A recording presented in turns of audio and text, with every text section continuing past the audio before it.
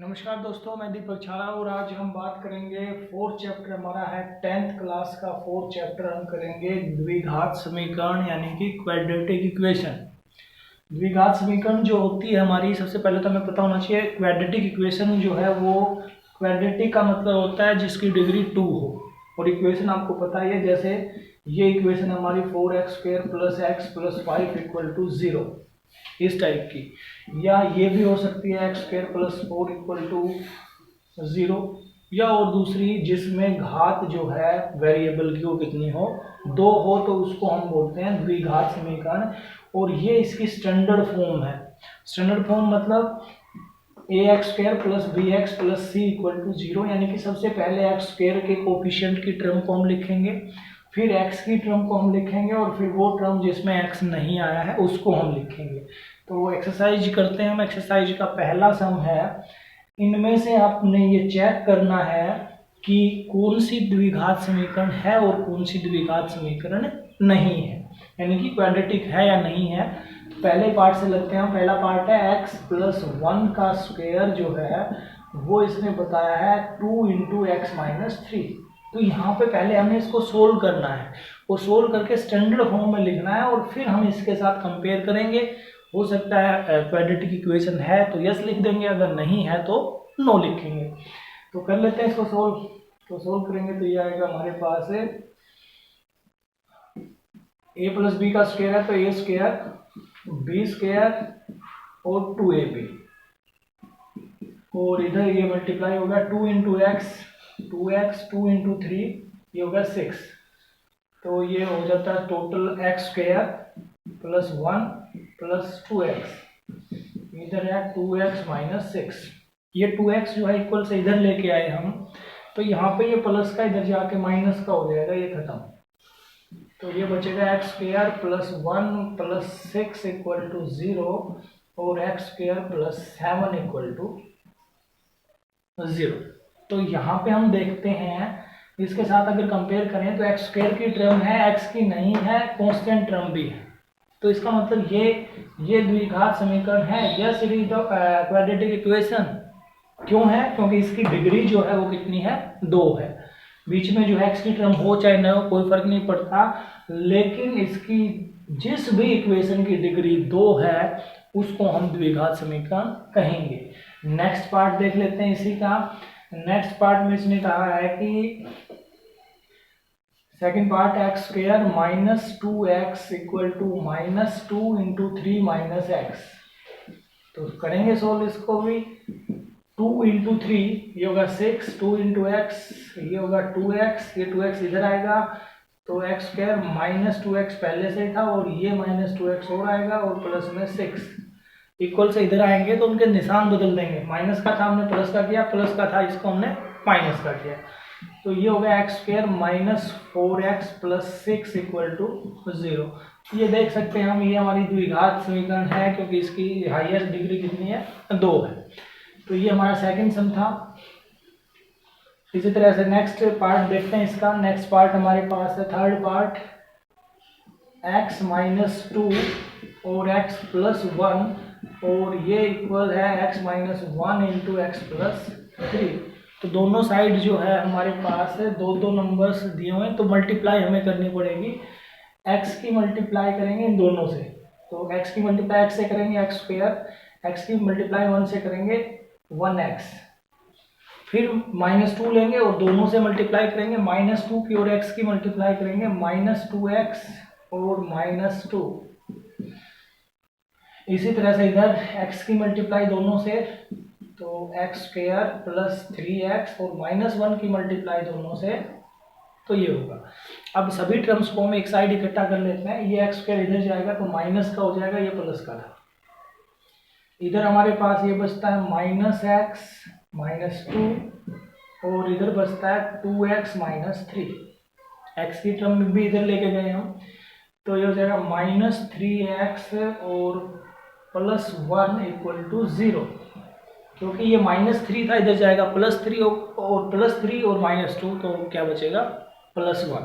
तो यहाँ पे हम देखते हैं इसकी डिग्री जो है 1 है, तो ये लीनियर इक्वेशन है, ये हमारी क्वाड्रेटिक इक्वेशन नहीं है। तो इसका आंसर आएगा no, it is not the quadratic equation. Next part देखते हैं इसी का। नेक्स्ट पार्ट में हमने सेम मल्टीप्लाई करनी है।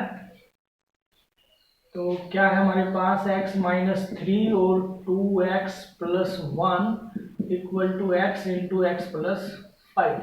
मल्टीप्लाई करेंगे x की दोनों से, तो इधर का 2x square plus x, minus 3 की और 2x की, ये होगा माइनस 6x और माइनस 3। इधर x की मल्टीप्लाई दोनों से, x स्क्वायर प्लस 5x, इधर ले आए 2x स्क्वायर और ये माइनस x स्क्वायर, तो ये बचेगा x स्क्वायर, 5x इधर आएगा तो ये हो जाएगा माइनस का, माइनस 5x पहले से था और माइनस 5x और आ गया, ये हो गया 10x और माइनस 3 इक्वल टू 0। तो यहाँ पे देख सकते हैं इसकी हाईएस्ट डिग्री जो है 2 है, इसलिए ये द्विघात समीकरण है। Yes, it is the quadratic equation. इस सम में हमने यही सीखना है। नेक्स्ट में भी मल्टीप्लाई करना है। उससे नेक्स्ट देखिए, X square plus 3x plus 1 equal to X minus 2 का होल स्क्वायर। तो यहाँ पे मल्टीप्लाई कर लेते हैं इसकी, एक्स स्क्वायर 3x प्लस 1 और a माइनस बी का होल स्क्वायर, तो ये होगा a square plus b square minus 2a into B, A square plus B square minus 2ab। तो ये एक्स स्क्वायर से एक्स स्क्वायर कैंसिल, इसको इधर ले आए बाकी को, तो ये होगा 3x और ये इधर जाके होगा प्लस का 4x प्लस 1 और माइनस 4, सभी टर्म्स को इधर लेके गए, तो ये होगा 7x और माइनस 3 इक्वल टू 0। तो इस तरह से हम ये कह सकते हैं कि ये क्वाड्रेटिक इक्वेशन नहीं है। क्यों नहीं है भाई? क्योंकि इसमें x की डिग्री जो है वो 2 नहीं है, x की डिग्री 1 है। ये लीनियर इक्वेशन है, रेखिक समीकरण है ये। ठीक है, नेक्स्ट पार्ट की ओर बात कर लेते हैं। नेक्स्ट पार्ट में क्यूब का फॉर्मूला हमारा लगेगा। ये जो आइडेंटिटी हम यूज कर रहे हैं ये हमने 9th क्लास में सीख ली थी।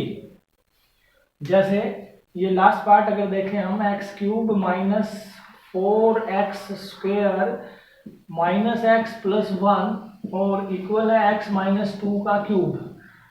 अब क्यूब की आइडेंटिटी जो हमने पिछली क्लास में सीखी थी, क्या थी वो?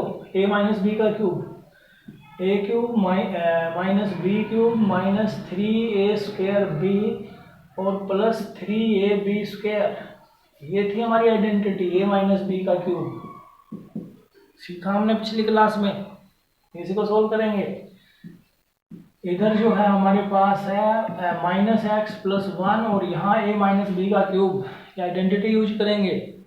तो फर्स्ट टर्म का क्यूब माइनस सेकेंड टर्म का cube minus 3 into first term का स्क्वायर सेकेंड टर्म और प्लस 3 इंटू फर्स्ट टर्म और सेकेंड टर्म का स्क्वायर।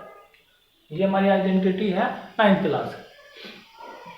तो X cube minus 4x square minus X plus 1 equal to X cube minus 2 का cube 8 minus 6x square और 2 को जा 4 4 3 जा 12 प्लस 12x। एक्स क्यूब से x cube cancel, x square की टर्म आएंगी, ये दोनों इकट्ठा हो जाएंगी, ये माइनस की ये प्लस की, इधर आएगी तो प्लस की हो जाएगी। तो ये 2x स्क्वायर बचेगा, ये हमारा बचेगा 13x और ये हमारा बचेगा 9। तो यहाँ पे देखते हैं हम, इसकी डिग्री जो है 2 है, इसलिए ये हमारी क्या है? Quadratic equation. Yes, it is quadratic equation. Next question है कि हमारे पास जो है कुछ इक्वेशन दी हुई हैं और उनको हमने क्वाड्रेटिक इक्वेशन की फॉर्म में हमने लिखना है। वर्ड प्रॉब्लम है और उसको हमने चेंज करना है अलजेब्रा की फॉर्म में। तो फर्स्ट क्वेश्चन है सेकंड का, the area of the rectangle plot is 520। एक आयताकार प्लॉट का क्षेत्रफल जो है 528 सेंटीमीटर स्क्वायर है, मीटर स्क्वायर है, और उसकी जो लेंथ है वो 1 मोर देन इट्स ब्रेड्थ, उसकी ब्रेड्थ से एक ज़्यादा है। रेक्टेंगल का हमें पता है, ये इस टाइप की शेप हमारी रेक्टेंगल होती है, तो ये लेंथ होती है और ये हमारी क्या होती है? ब्रेड्थ होती है। तो अकॉर्डिंग टू क्वेश्चन अगर हम लेट करें, माना माना, इंग्लिश में लिखेंगे लेट। ब्रेड्थ हमने मान ली, ब्रेड्थ को हम चौड़ाई बोलते हैं, तो हमने लेट कर लिया इसकी चौड़ाई। हमने वो चौड़ाई जो है वो मान ली एक्स मान ली इसकी, ये चौड़ाई जिसको हम ब्रेड्थ कहते हैं ये एक्स हमने मान ली। तो इसकी लंबाई के बारे में इसने कहा है कि लंबाई जो है एक ज्यादा है, the length of the plot is one more than, यहाँ पे ट्वाइस और है, ट्वाइस ऑफ इट्स ब्रेड्थ, इसके ब्रेड्थ के ट्वाइस से एक ज्यादा है उसकी लेंथ। तो लंबाई हमारी होगी कितनी, लंबाई होगी इसके ट्वाइस से एक ज्यादा, इसका ट्वाइस होगा दुगना, दुगने से एक ज्यादा। अब इसका क्षेत्रफल क्या होता है, क्षेत्रफल होता है लंबाई गुना चौड़ाई, और क्षेत्रफल इसने बताया 528। तो लंबाई की जगह हम लिखेंगे 2x जमा 1 और चौड़ाई हमारी कितनी है 1x। तो लंबाई और चौड़ाई की गुना, और ये किसके बराबर 528 के बराबर। इसकी गुना कर दीजिए, x की और 2x की गुना करेंगे 2x², x की और 1 की गुना करेंगे x है, और ये 528 इधर ले आए, ये इधर माइनस का हो गया और इक्वल टू 0। तो ये हमने क्वाड्रेटिक इक्वेशन फॉर्म कर दी, द्विघात समीकरण हमने बना दी। और यही इस क्वेश्चन में पूछा था कि इसकी लेंथ और ब्रेड्थ निकालने के लिए क्या क्वाड्रेटिक इक्वेशन होगी। एक सम और देख लेते हैं इसी का सेकंड पार्ट जो है। सेकंड पार्ट में इसने कहा प्रोडक्ट ऑफ टू नंबर्स, यानी कि दो कंजिकेटिव नंबर्स हैं, कंजिकेटिव का मतलब लगातार, और इंटीजर्स, इंटीजर्स होते हैं पूर्णांक। तो दो लगातार पूर्णांकों का प्रोडक्ट जो है वो 306 है। तो हम दो पूर्णांक मान लेते हैं, लेट टू कंजिकेटिव इंटीजर्स, माना दो क्रमागत पूर्णांक, एक मान लिया हमने x और एक मान लिया इससे अगला x जमा 1, लगातार होने चाहिए, एक 4 है तो दूसरा 5, एक 2 है तो दूसरा 3, लगातार। तो एक x मान लिया और दूसरा x जमा 1। अब प्रश्न के अनुसार क्या है, दोनों की गुना और किसके बराबर लिखे हैं 306 के बराबर, क्योंकि क्वेश्चन में लिखा है भाई x इंटू एक्स ये हो गया x², x इंटू 1 ये हो गया x, और इधर है 306। इस 306 को बराबर से इधर ले आए, तो ये हो गया x² plus x minus 306 equal to 0, और ये हमारी बन गई द्विघात समीकरण। Next please. नेक्स्ट क्वेश्चन है, Rohan's mother 26 year older than him, Rohan की माता जो उससे 26 साल बड़ी है, product of their ages 3 years from now will be 360, उनकी एजेस का प्रोडक्ट जो है 3 साल बाद 360 होगा। We would like to Rohan's present age, तो मोस्टली जो है जो हमने फाइंड करना होता है उसी को हम लेट करते हैं। लेट माना रोहन्स प्रेजेंट एज, माना रोहन की वर्तमान आयु, किसकी, रोहन की, वो हमने लेट कर ली x ईयर्स की, x वर्ष का वो है। Rohan's mother is 26 year older, तो उसकी माताजी जो है उसकी एज होगी x प्लस 26, उससे 26 साल बड़ी। अब प्रोडक्ट ऑफ दियर एजेस, उनकी एजेस का प्रोडक्ट, और कब प्रोडक्ट है 3 इयर्स फ्रॉम नाउ, 3 साल बाद। तो 3 साल बाद रोहन जो होगा वो x जमा 3 का होगा, और उसकी माता जो है वो होगी x जमा 29, क्योंकि 26 था पहले, 3 इसमें जोड़ दिया 3 इसमें, और इन दोनों का जो प्रोडक्ट इसने बताया है वो कहा है 360। कर दीजिए मल्टीप्लाई, x की मल्टीप्लाई दोनों से, x into x, x², x into 29, 29x, फिर 3 की मल्टीप्लाई दोनों से होगी, 3 इंटू एक्स, 3x, 3 इंटू 29 ये होगा 87, और इधर है 360। तो ये होगा हमारा एक्स स्क्वायर प्लस 32x, और ये 360 जो है इधर जाके माइनस होगा, तो 360 में से ये हम माइनस कर देंगे, 10 में से ये गए 3, और ये बच गए 35, और ये बच गए 27। तो ये हमारी जो है क्वाड्रेटिक इक्वेशन होगी, द्विघात समीकरण होगी। नेक्स्ट क्वेश्चन की ओर बात कर लेते हैं। A train travels 460 kilometre distance with a uniform speed. एक कोई ट्रेन है जो 480 किलोमीटर की डिस्टेंस ट्रेवल करती है यूनिफॉर्म स्पीड से। If the speed had been 8 kilometre per hour less, अगर उसकी स्पीड को कम कर दिया जाए और उसको 8 किलोमीटर पर आवर कम किया है, तो ये कहता है कि 3 घंटे ज़्यादा का समय लेती है। तो उसकी स्पीड कितनी थी ट्रेन की, तो जो पूछा है वही हम लेट करेंगे। लेट स्पीड ऑफ ट्रेन, माना रेलगाड़ी की चाल,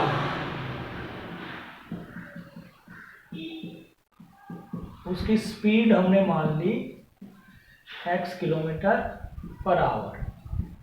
अब स्पीड अगर हमने मान ली है तो कहता है कि उसको डिस्टेंस जो है कितनी ट्रेवल करनी है, 480 किलोमीटर, और उसको स्पीड से हम डिवाइड कर दें तो डिस्टेंस बाय स्पीड क्या निकलता है, डिस्टेंस बाय स्पीड जो होता है उससे निकलता है टाइम।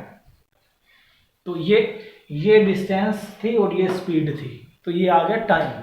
अब कहता है कि उस स्पीड को इसने कम किया है, तो स्पीड अगर कम करेंगे तो टाइम ज़्यादा लगेगा। तो कितना कम किया है, 8 किलोमीटर। पहले स्पीड x थी, अब हमने उसको कम कर दिया, कितना कर दिया, x माइनस 8। तो अब दोबारा से टाइम निकालेंगे। अब दोबारा से टाइम निकलेगा तो वो कितना होगा, 480 बाई x माइनस 8। अब डिस्टेंस तो उतनी है, लेकिन अब ये टाइम है और ये पहले ये टाइम था। अब इन दोनों टाइम में से ज़्यादा टाइम कौन सा है, ज़्यादा टाइम ये है कि ये स्पीड कम है।